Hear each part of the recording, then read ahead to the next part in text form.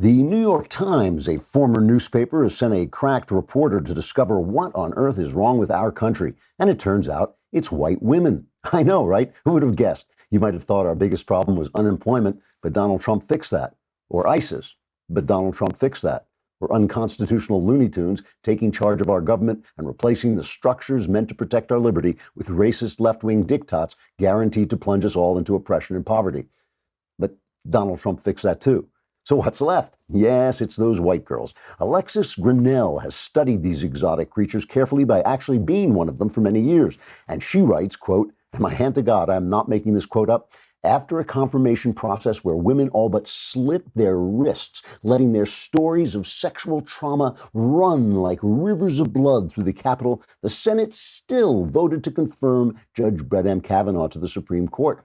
The women who voted for him are gender traitors. We're talking about white women, the same 53% who put their racial privilege ahead of their second-class gender status in 2016 by voting to uphold a system that values only their whiteness, unquote. I could go on, but that would be like allowing the Times to write my hilarious satire for me, which would be wrong. But darn it, they're so funny, I just can't help it. Here's some more, in which sweet little Alexis tells us how she felt about Senator Susan Collins' speech in support of Kavanaugh. She writes, quote, Senator Collins subjected us to a slow funeral dirge about due process and some other nonsense I couldn't even hear through my rage headache, unquote. That's right, Alexis has a headache, so we have to get rid of due process. Hey, Alexis, how about preserving American freedoms by upholding the Constitution? Not tonight, dear. I have a headache. I guess she has a point about white women. Some of those dames are just plain nuts. Trigger warning, I'm Andrew Klavan. This is The Andrew Klavan Show. I feel hunky-dunky, life is tickety-boo. Birds are winging, also singing hunky-dunky-doo. Ship-shape, tipsy-topsy, the world is zippity-zing. It's a wonderful day, hurrah, hooray! It makes me want to sing. Oh, hurrah, hooray! Oh, hooray, hurrah! I'm here in beautiful, sensationally beautiful Madison, Wisconsin. I haven't been here for about 100 years. This is one of the prettiest towns I have ever seen. It is just absolutely gorgeous. I have a view of out my window of Lake something. There are two big lakes, Lake something, and then on the other side is Lake something something.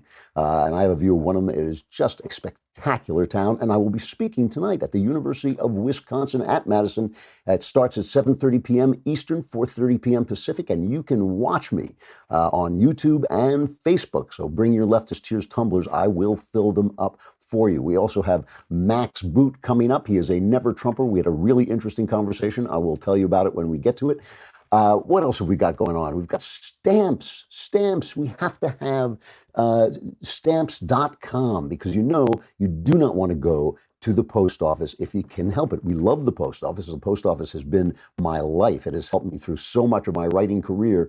But just like everything else, I want everything in my computer. I want to be able to get stamps, get all the amazing services of the post office right from my desktop 24/7 when I want them. With stamps.com, you can buy and print official U.S. postage for any letter, any package using your own computer and printer, and the mail carrier just picks it up. Just click, print, mail, and you are done. It couldn't be easier. I love this thing. It's just cool even just to watch it. The printers stamp your letter. Right now, use Klavan for this special offer. It includes up to $55 free postage, a digital scale, and a 4-week trial.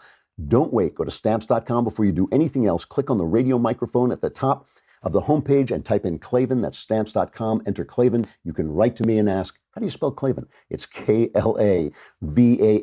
Now, I have to, it's very rare we have to come in here and correct the mistakes, but this is a big mistake. Yesterday, we talked about the Kavanaugh nomination and his confirmation, and we forgot to play the Trump happiness montage. People have been fired. Entire departments have been cleared out to correct this incredible mistake. But here, finally, after all this blood has been spilled and heads have rolled, here is the Trump happiness montage, well deserved. We're going to win so much. We're going to win at every level. Hallelujah. Hallelujah. We're going to win economically. We're going to win with the economy. We're going to win with military. We're going to win with health care and for our veterans. We're going to win with every single facet. da zippity-yay. My, oh my, what a wonderful day. We're going to win so much, you may even get tired of winning. You'll say, please, please, it's too much winning. We can't take it anymore. I feel pretty, oh so pretty. I feel pretty and witty and gay. We have to keep winning. We have to win more. We're going to win more.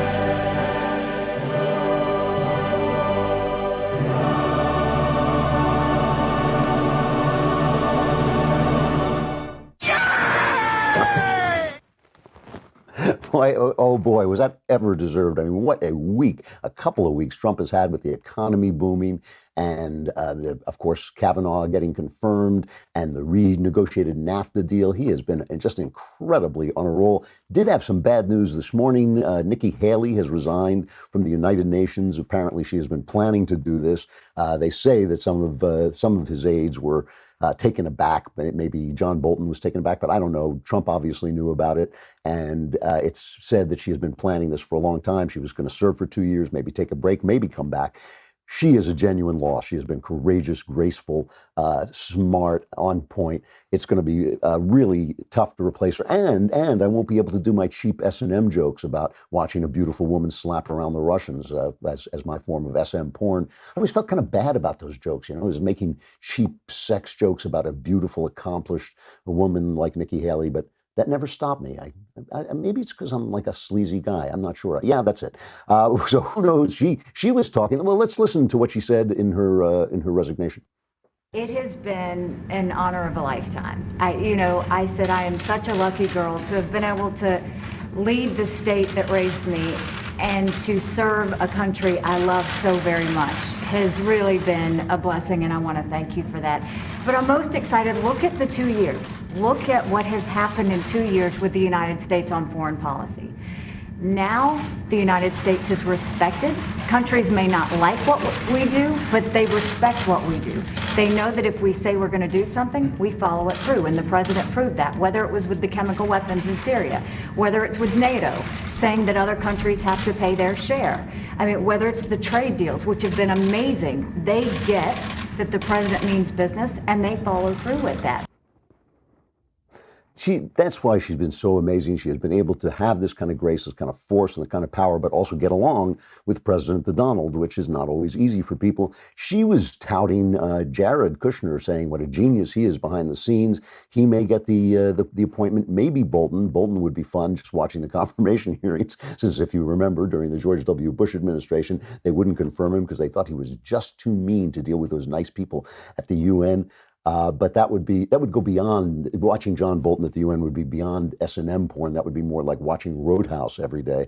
But that would be terrific. Anyway, it is a real loss, and I hope she finds a place. She hasn't talked about what she was going to go on. The people were speculating, would she run against Trump? But she says she won't do that. Of course, she's not going to do that. What were they talking about? A Pence Haley ticket, but that's not going to happen. Trump says he's going to run again. So it is. We're just going to have to wait and see. It's just a loss.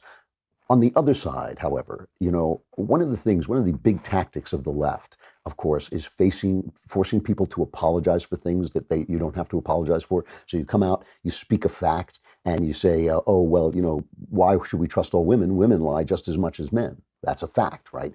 And then the left goes nuts and they start screaming at you and they bully you and they hit you on Twitter and they hit you on Facebook, and your boss comes to you and says, you're hurting our business. We may have to let you go. So finally, you beaten and bloody, you go on and you apologize for something that you said that was absolutely true. Totally true, but you apologize for some thought crime, like I was insensitive. And then, you think like, oh, well, now I've apologized, so they'll forgive me, right? They'll back off. No, my friend. That is just like bleeding in the water. That is blood in the water to a leftist. They just come in and they devour you because the message they want to send is say only what we let you say. That's the message they want to say. So they always get so angry at Trump because Trump never apologizes. He never apologizes. He never, even when he says something that maybe, he might even regret, or we regret that he said it, doesn't apologize, never does. Finally, yesterday, at the confirmation of Brett Kavanaugh, he apologized. He apologized for the Democrats. It was a great moment. Cut number one. I would like to begin tonight's proceeding differently than perhaps any other event of such magnitude. On behalf of our nation, I want to apologize to Brett and the entire Kavanaugh family for the terrible pain and suffering you have been forced to endure. Those who step forward to serve our country deserve a fair and dignified evaluation, not a campaign of political and personal destruction based on lies and deception. What happened to the Kavanaugh family violates every notion of fairness, decency, and due process. Our country, a man or a woman, must always be presumed innocent unless and until proven guilty. It was absolutely right to say. It was absolutely deserved. The apology was right to say. Of course, the left went nuts. I'll get to that in just a minute. But first, let me tell you about a new podcast from Wondery. Wondery, great podcast, really helped us with the first season of Another Kingdom. But this one is a really interesting podcast about all the legal cases that nobody pays attention to. There are hundreds of thousands of legal cases and litigation every day in the U.S. court system, and most of them don't reach the media's attention. These are not those cases. These are the cases that have riveted the nation and made a real-world impact on society. In the podcast from Wondery, Legal Wars, host Hill Harper gives you behind-the-scenes access to some of the most famous cases to have ever graced America's courtrooms. You'll hear about the influential cases that provoked worldwide attention: Rodney King trial, Anna Nicole Smith's battle for an inheritance, and the takedown of gossip site Gawker. Go listen to Legal Wars on Apple Podcasts. The first episode is about the Hulk Hogan versus Gawker media case in which Hogan walked out of the courtroom with a multi-million-dollar settlement. That very case has become a symbol of press freedom.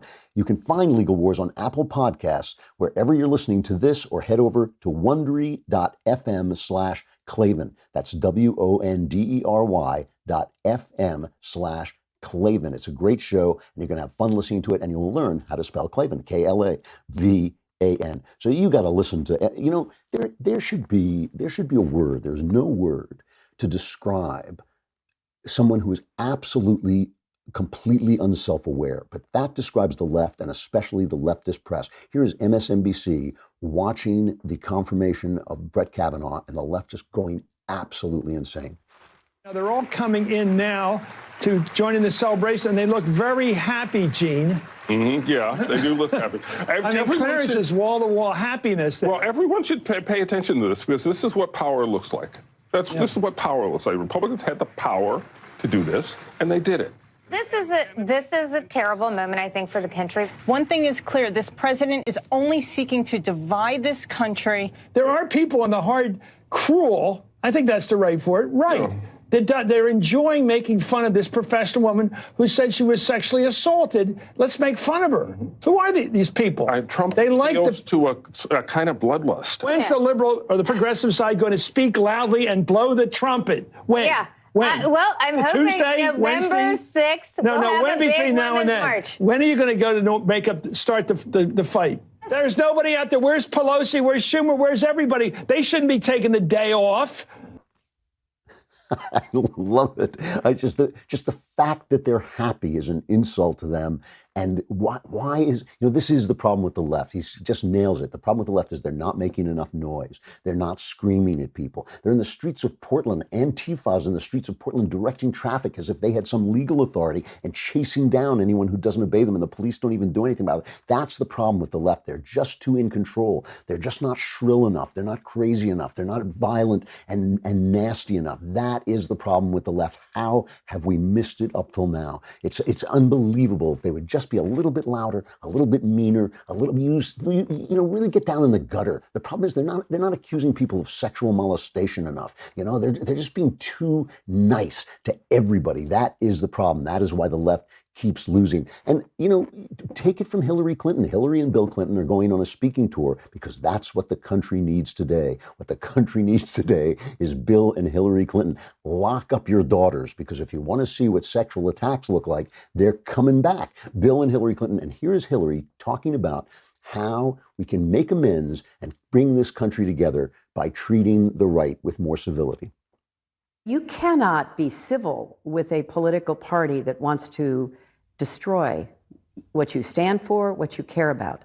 That's why I believe if we are fortunate enough to win back the House and/or the Senate, That's when civility can start again.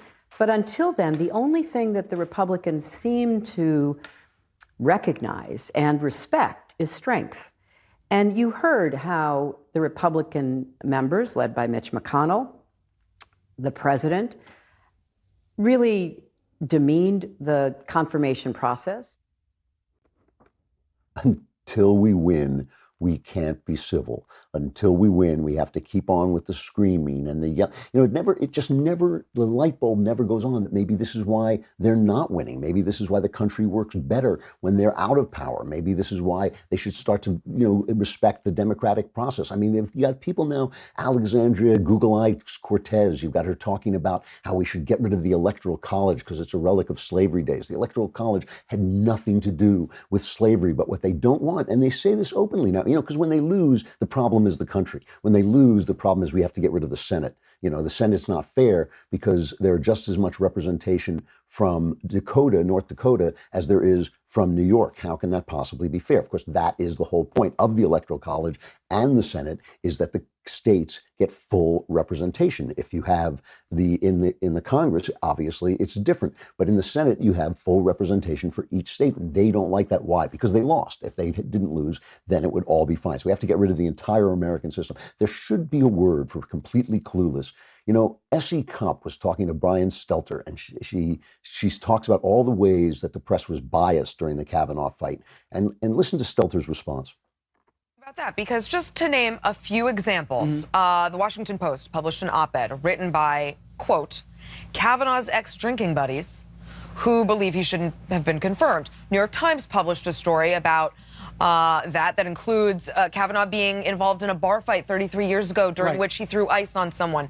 USA Today ran a column alleging Kavanaugh was a child predator. I mean, that seems kind of like an effort. Well, there was also some sloppiness in the case in some of these stories. And that's a difference. For example, the New York Times admitted they shouldn't have had an opinion writer go out and work on a story at Yale. There were some admissions about that. There was some sloppiness as well. However, I do think a lot of journalists were trying to figure out what really happened because, heck, the Senate really wasn't and the FBI really wasn't able to go out and figure out the facts. So the media did play a key role, but I can understand why, to a lot of Americans, it felt like the media was aligned against Kavanaugh. And by the way, I just want to say Christine Blasey Ford was right. She predicted all of this. Remember, she didn't want to speak out publicly. She called the Washington Post, but she stayed off the record. She didn't want to be named. And then in August, she said, no, I definitely don't want to tell my story. She said, look, Kavanaugh's going to get confirmed. She said, quote, why suffer through the annihilation if it's not going to matter? And it didn't. Clueless. I mean, when did the press ever go out and try and get information that exposed Christine Blasey Ford? They went out and got every time, Kavanaugh scuffed his shoe, if he threw ice at somebody, if he said something about drinking, if he drank. All of that stuff came out, but nothing about Christine Blasey Ford. Of course it was biased. It was one of the worst, most shameful episodes in press history, and that is saying a lot. And one of the reasons the press comes up is because everybody in America wants to be a hero. And there are very few heroes in America because very few people are under the gun. This is a free country. So they have to tell you, oh my gosh, everybody's Hitler. And that makes you a hero because you're standing up to Hitler instead of making a lot of noise about a duly elected official who's doing a good job. That makes you a hero. If you say, oh, women are so oppressed. Women are not oppressed in this country. Women are utterly free. But if you say they're oppressed, then you're a hero. Oh, how brave you were. How brave you were to come forward. They just love to hear that. And then one of the things about the press is they like to pretend that they are in a country that oppresses them. If Donald Trump attacks them, if he says you're lying, you're biased, which they are, they feel like, oh my gosh, it's Stalin has come again. But just as a reminder that there are reporters in this world who are really quite brave. There is a story it's out of Turkey, but it's about a Saudi reporter, Saudi journalist named Jamal Khashoggi. And this is a genuine, it's a mystery, but it's one of those mysteries I think we all know the answer to. He has been a real critic of the new Crown Prince Mohammed bin Salman, who is essentially now the leader of the country. And Salman came in and he was supposed to be a big deal because he was going to let women drive. He was going to have all these social reforms, but his social reforms have come along with a political crackdown, and he's been putting people away. And Khashoggi has been, he's been in America, I believe, criticizing him from afar. And the Saudis have really gone out of their way to show you that they can reach out from Saudi Arabia, and they can get you. There was a woman who was driving in the UAE, the United Arab Emirates, when she was pulled over by security officers, thrown on a plane, sent back to Saudi Arabia, and jailed. In Canada, a Saudi student refused to stop making YouTube videos criticizing the kingdom's rulers, and 2 of his brothers back home were in prison. They want you to know they can reach you. So this guy, Khashoggi, is in Turkey. He was getting some papers to let him marry a woman, a Turkish woman. He was in Istanbul, and he went into the Saudi consulate there and left his girlfriend outside, his fiance outside, saying, if I don't come out in a couple hours, you should call the police. And basically, he never came out. He never came out of the consulate. The Turks, who are no amateurs at suppressing the press and suppressing dissent themselves, are accusing the Saudis of killing him, of cutting him into pieces and shipping his body out of the consulate. They say people flew into the country, hitmen flew into the country and killed him, which of course, to kill somebody on a prominent dissenter on somebody else's soil is bad news. That's the kind of thing Putin does. Trump is talking about it. Trump doesn't like it. Here's Trump commenting on it. I am concerned about it. I don't like hearing about it. And hopefully that will sort itself out. Right now, nobody knows anything about it, but there's some pretty bad stories going around. I do not like it. Thank you. I don't blame them. We've been trying to be friends with the Saudis because they've kind of tacitly accepted Israel, because Israel is, what they're really afraid of is Iran. So Saudi is tacitly accepting Israel. So Jared Kushner has been over there trying to, use them to broker some peace in the Middle East. We don't want to lose friends with them, but at the same time, we can't let them go around killing people like this. And it just points out that there are hero journalists. There are people who are standing up against oppression. Brian Stelter and his ilk, CNN, NBC, ABC, CBS, are just a pack of liars, and they're not heroes. And when they get criticized, maybe they should start to look at themselves, because if there were a word other than clueless for someone who has no self-awareness, it would certainly describe the mainstream media. All right, I've got some other things. Oh yeah, the mailbag. We're going to put off the mailbag, I think, till Friday. So get your questions in any way you know how to do it. Go to dailywire.com, hit the podcast button, hit the Andrew Klavan podcast, hit the mailbag symbol. Ask me anything you want: politics, personal stuff, religion, anything. All my answers guaranteed are 100% guaranteed correct, and will change your life on occasion for the better. Get them in and we will answer them all on Friday. Also, check out, if you're a subscriber, you have to be a subscriber to be in the mailbag as well. So send your $10 a month, because we want your money. That will also get you the new season of Another Kingdom. The whole new the first 2 episodes of Another Kingdom season 2 will be available to everybody on Friday, and you will get them on audio as well. So all that stuff is coming up. We've got an interview with Max Boot coming up, but I got to say goodbye to Facebook and YouTube. This will give you a chance to come to dailywire.com and subscribe, as you well should. For $100, you get an entire year subscription, and everything else. You get the Leftist Tears tumbler. What a deal.